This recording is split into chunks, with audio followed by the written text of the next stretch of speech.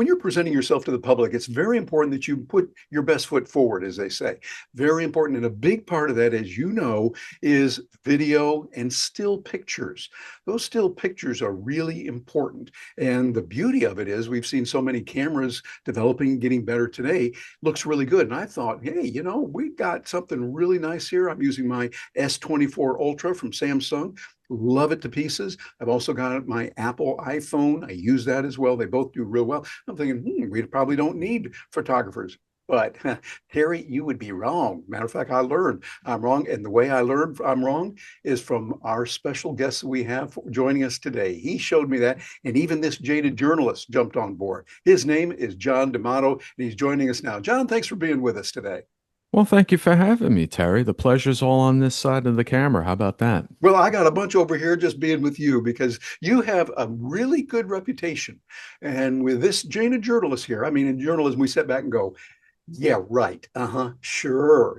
And I am impressed because there's been a lot of people saying how good you are, what you do, and not just taking pictures. Yeah, you take pictures, but it's a whole encompassing presentation of your image and where it is. Tell me a little bit kind of from the 30,000-foot point of view, what you do and the importance of that for those who, yes, as professional speakers, but other professionals who need to put forth the very best, most professional, most appropriate image using videos and photography. Well, one of the most important things when we're talking about photos is to dispel this notion that all I need is a headshot or all I need are these 3 to 5 photos and I'm done. I'm good. That's all I need. And then, I can replace them every couple of years and that'll be fine and that's good enough. But the reality is, in this day and age, with the attention economy that we're in, with AI throwing stuff left, right, up, and down at people being distracted at every single turn, the real way for people that are experts, that are business owners, that are the faces of their brands to be able to stand out, to break free from being invisible, to be one of the 9,000 other people in their space, is to create that unmistakable brand through their photos. And the way you do that is by creating a comprehensive and strategic visual storytelling library. And that library is complete with a lot more than just a headshot. It includes those core assets. Yes, we need those headshots, the ones where you're making that direct eye contact with people.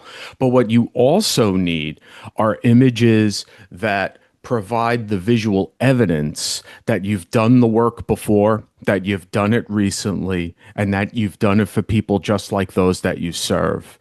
Yeah. And you have to showcase that on a ever evolving basis based on who you're working with, the rooms that you're in, and the people that you serve. Yeah, I think And you raise a good point on that because that's something that a lot of my fellow professional speakers haven't done. And we think, okay, I got that picture. Yes, I took it back in 1735 and it's still good today. Well, it might be a tad on the old side and we want to update that a little bit. And not only update them, we kind of go, yeah, yeah, yeah, we need to update it. But I think also in terms of what's going on in the world because sometimes we might have a picture that isn't appropriate based on new things that are happening as well. Tell us a little bit about the importance of updating not only the pictures, but also where the pictures are shot and how they're done. One of the unique things I think you do so well is you uniquely shoot not just a speaker who's on stage presenting. Yes, you do that, but even more. Tell us a little bit about that and why that's so important. absolutely. What one aspect when we're talking about visual evidence, and for example, if we're talking about a speaker, right? Speaker goes on the stage, could be 5 people in the audience, could be 10,000 people in the audience. The thought that most speakers have is we need that wide shot that showcases them on that stage with those IMAGs in the background and the audience in the room, and they're this tiny little peanut, and That's a that's all good they thing. need, right? Yeah, but not all we need. No, that's That's that one is the component. right. That is the prerequisite. That is not the objective. Because on top of that photo, while that speaker is on stage, there also needs to be an accumulation of images from all vantage points throughout that entire space. Wide shots, medium shots, close ups, showing the passion, the care, the conviction, the expertise that the speaker has while delivering his or her message of transformation, right? So we have that stuff during. But the real gap that most experts have that present publicly on a stage is the stuff that happens before their foot hits that stage and the moment it leaves it. You have to see the before and after. Showcase what it's like during the tech check, going over slides, rehearsing by yourself, working with the AV team, taking photos with the event producers. And then afterwards, if you have a book signing, showcase that. If there's a breakout, showcase that. If you're huddling with a bunch of participants who absolutely loved what you presented and they want to take pictures with you and talk with you, you need all of those photos as well. Because when it comes to showcasing how you provide an experience, not just for the event organizer, but also the participants in the room, it gives a sense that you're a team player, that you care about the work that you do, and that you are someone that can be trusted to be on that person's stage. And that's what helps the qualifying process with decision makers, because in a lot of cases, Terry, most of these conversations are happening behind closed doors when the speaker isn't even involved. Therefore, That's they right. need an advocate. They need a marketing team that's working behind the scenes so that these people, when they're sourcing the right speaker for the event, that they can find you and you stand out from everybody else. Absolutely. I really like what you're saying about that. And for those watching this, think about it. It's not just the moment that you're on the stage. Yes, that is important. And yes, you do need that widescreen shot of you being there, that you're speaking to the audience, however large that is, whatever it is, and all that. But the before work, when they can see you're there consulting with the AV team, that says a lot to a professional meeting presenter, a person who is working there as a meeting professional. They know what is going on. They're planning for that, putting it together. And also afterwards, do you stick around enough to say hello, to shake hands, to get pictures with people? That's a big deal for many meeting professionals that I've worked with. They want to know that someone's going to be there and you're not just jump on the stage and then gone afterwards. So I think this is good. And really, that's a good part of the whole marketing team. John, I like the way you put that, that it's really about part of that team that's working with you. And I know part of what you're doing with it also is AI, using artificial intelligence. Of course, at Stark Raving Entrepreneurs, we talk Yeah. about that a lot, and using how that, how are you using AI and what tools are you using to develop that wow image that you create for your clients? Well, I'm actually looking at it right now. I have a slide deck that I created that was created in beautiful.ai Beautiful. Well, I to be understand they have that screen sharing thingy going today in Zoom. So why don't you share your screen? Let's take a look at that. absolutely. Let me share the screen with you really quickly. And then here we go. So, as I was talking about before, this represents some aspects of what the before photos look like. Now, if you notice, many of these are keynote related. Specifically, the top left is a speaker walking the stage and mentally thinking while preparing for his tech check. This was right before his tech check. Bottom left is a photo of a speaker going over slides. And then top right is a speaker rehearsing to himself, which I thought was a really funny shot while he's laughing, looking at a laptop screen. But and then working with the AV team is bottom right, and then the photos in the middle. The top one of the empty room represents a writer's retreat, and what that is a before photo before the eight authors go into the room and work with the facilitator. And the middle shot is someone working on a workshop, her story points, and the bottom is from an actual 3 day conference. And then these are some of the stuff during. Now, if you notice here, there are some photos where there are people in the room, and then there are others specifically in the bottom left hand corner that are just well, actually the one in the bottom left corner has another person, but basically when we talk about creating images that showcase visual evidence, right, in many cases it's live events such as that mastermind in the upper right, or the photos that are to the left of it, or that keynote wide shot where we talked about the tiny little peanut thing before. But the ones below also represent visual evidence, but it's recreated during a branding session as opposed to done during a live event. So, Mhm. what that basically means is when thinking about how to put together a comprehensive visual storytelling library, a lot of it is captured in real life, and some of it is captured in recreated moments during a branding session with a branding photographer such as myself. Yeah, I like that what you're doing because I've seen meeting professionals that put it together. They know that it's more than just what you're doing on the stage, and you are getting into the nitty gritty that's important. Very important to see this is how this speaker does it. She does this. She met with the people here. She sees them afterwards. You're showing that you're a real human being. And I think that's good in marketing. I can see that that's also helpful, not just for professional speakers. How have you seen some of these used in those areas outside of professional speaking, and how others are using that same style and that technique? Well, visual storytelling is not uh, specific to experts who speak, coach, train, consult, and write books. It is the way that we make meaning as human beings, right? When it comes to understanding, let's say you're looking to hire someone, right?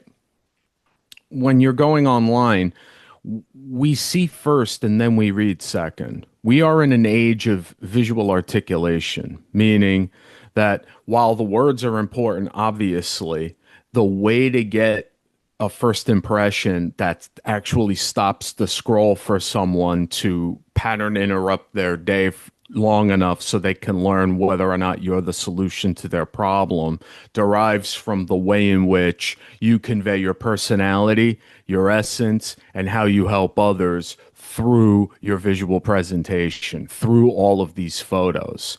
And it's not a vanity component anymore. It's not a nice to have. It is a requirement if you are looking to build an audience, look like you're in demand, look like you're premium, and look like you're worth every penny that you charge. Otherwise, you simply blend into the noise and you lose out on opportunities to work with the right types of people for you and for them. That's brilliant. I think when we're looking at the real world the way it is today, we've got to stand out. Speakers and others who are standing out in the world, you've got to do it. The world is different. Duh, it has changed a lot. And what you want to do is have more than just the smiling picture on the stage. Look at me. Oh, I'm nice. Or the stilted pictures and those kind of things. Come on, how 1960s. Now is the time to say, we got to take this and do a little bit more with it. Now, John, you talked about using beautiful AI, which is something you're using for that. Tell me, what other AI tools are you using that you're finding helpful, not in what you're doing here in the photography and image, but also in the work you're doing in your business? I'm currently knee deep in several different types of programs. But in terms of my general day to day, I have a Notion type app called Cortex, which is essentially a second brain. And what that second brain does is it organizes every single document that I write with regards to any marketing materials. I brainstorm with it, and by the way, it's not just like a Chat GPT thing. It's all of the different LLMs within it, and I can select based on my preference for the type of project that I'm working on. So It's called one Cortex. Spell that for us because it can be spelled different ways. Kortex. Kortex. Thank you, sir. Yeah. Yeah. And it's an index of, like, for example, this morning I was working on a project for some business development, and I'm using Claude for one piece, ChatGPT for another piece. But essentially, what I'm doing is cross-referencing a wide variety of like my website language and my brand statement and position. I have all of these different things categorized within the app itself, and then I can quick reference everything back and forth.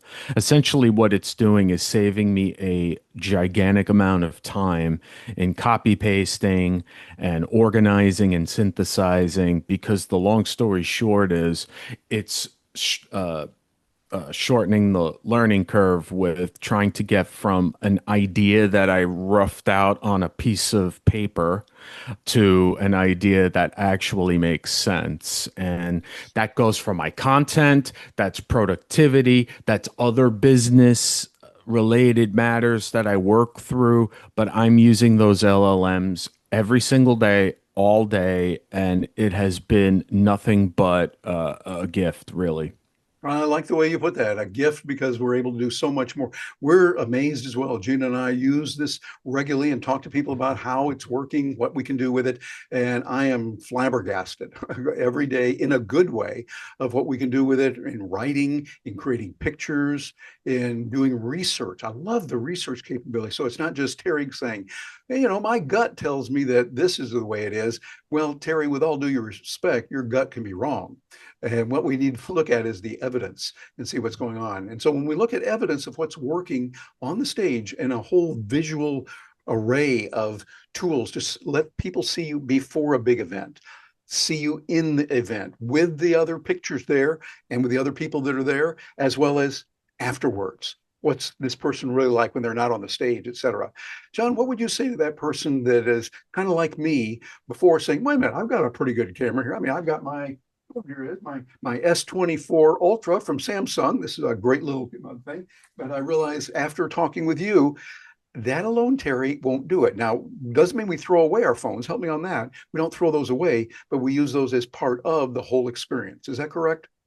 Absolutely. And I would say it's not only don't throw them away, but they're an essential component to the entire operation. Because you Mm. have to remember, unless if you're a celebrity that hires a paparazzi following you around 24/7, there are moments in your day that happen that you want to share with your audience to be able to create that additional connective tissue with the people to build that relationship. Because ultimately, remember, people hire people.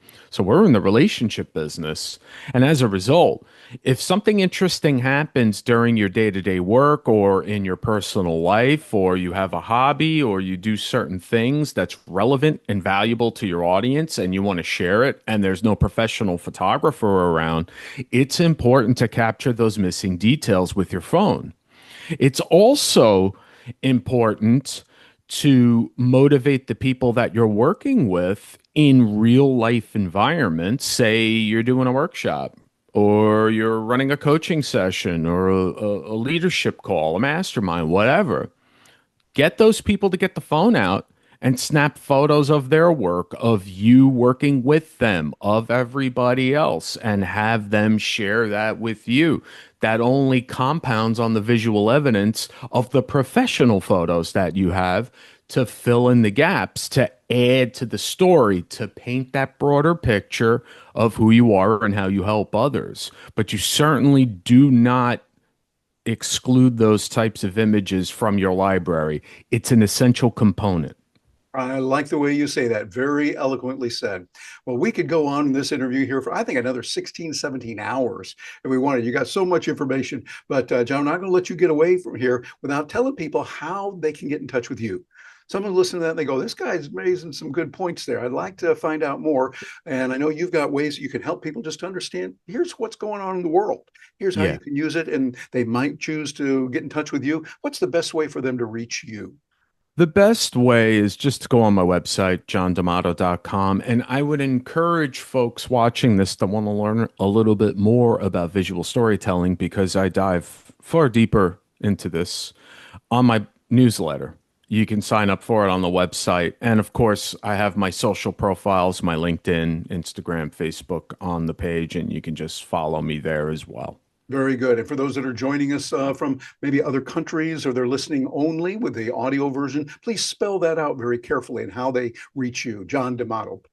JohnDemato.com. John, we really appreciate you being here. You're doing a great job. The word on the street behind your back is you're fabulous. You're wonderful. And ladies and gentlemen, as you're listening to this and watching this, this is someone you want to know about and know about what he's doing. Know about the trends that are out there right now, because in today's world, what you do and how you present yourself in a visual image and the images, both with video and with stills, really matters a lot.